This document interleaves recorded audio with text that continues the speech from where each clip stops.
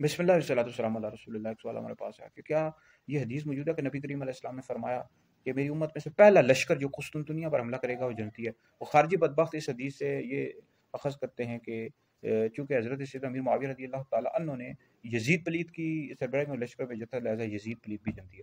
بھائی اس حوالے سے عمدۃ القاری اور دیگر کتابوں میں موجود ہے کہ حضرت سیدنا امیر معاویہ رضی اللہ تعالیٰ عنہ نے یہ جو لشکر بھیجا تھا حضرت سیدنا سفیان بن عوف رضی اللہ تعالیٰ عنہ کی سربراہی میں بھیجا تھا، اس میں بڑے بڑے صحابہ شامل تھے، حضرت سیدنا عبداللہ ابن عباس اور دیگر صحابہ شامل تھے، اور اس میں یزید پلید تھا ہی نہیں۔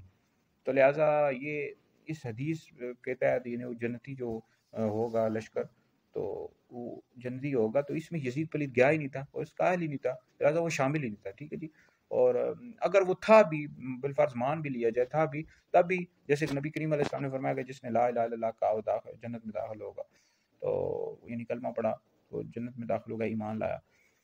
تو اب اس کے بعد اگر کلمہ کوئی شخص پڑھے اور اس کے بعد گناہوں کا ارتکاب کرے اور اس کے بعد یا پھر مرتد ہو جائے معاذ اللہ، تو پھر جنت میں تو داخل نہیں ہو سکتا نا۔ پہلے گناہوں کی سزا بھگتے گا، مطلب اگر گناہ کرے گا تو جہنم میں داخل ہوگا، یا مرتد ہوگا تو ہمیشہ کے لیے دوزخ میں جائے گا۔ تو یزید پلید چونکہ اس نے امام حسین رضی اللہ تعالیٰ عنہ کو شہید کروایا اور کربلا کے جو شہداء پر ظلم و ستم کیا کروایا، لہٰذا یزید پلید یہ بالکل بھی جنتی نہیں ہے، اور اس نے بہت بڑے گناہوں کا ارتکاب کیا۔ اس حوالے سے ہمارے کابر علماء نے لکھا ہے یزید پلید کے حوالے سے، اور بعض علماء نے تو اس پر کفر کا حکم بھی لگایا ہے، اور امام احمد بن حنبل کے نزدیک اور کئی کابر علماء کے نزدیک یزید پلید کافر ہے۔ امام اعظم ابو حنیفہ رحمۃ اللہ علیہ نے سقوط کیا ہے اس کے کفر کے حوالے سے، لیکن بہرحال اگر کوئی اس کو کافر کہتا ہے تو کافر بھی کہہ سکتا ہے، کوئی حرج نہیں۔ اس حوالے سے ہمارا فتویٰ بھی موجود ہے، بھائی اگر کوئی یزید پلید کو کافر کہتا ہے تو کافر کہہ سکتا ہے، اس میں کوئی حرج نہیں ہے، لعنت بھی کر سکتا ہے۔ ٹھیک ہے جی۔ امام اعظم ابو حنیفہ رحمۃ اللہ نے احتیاطاً سکوت خاموشی اختیار کی۔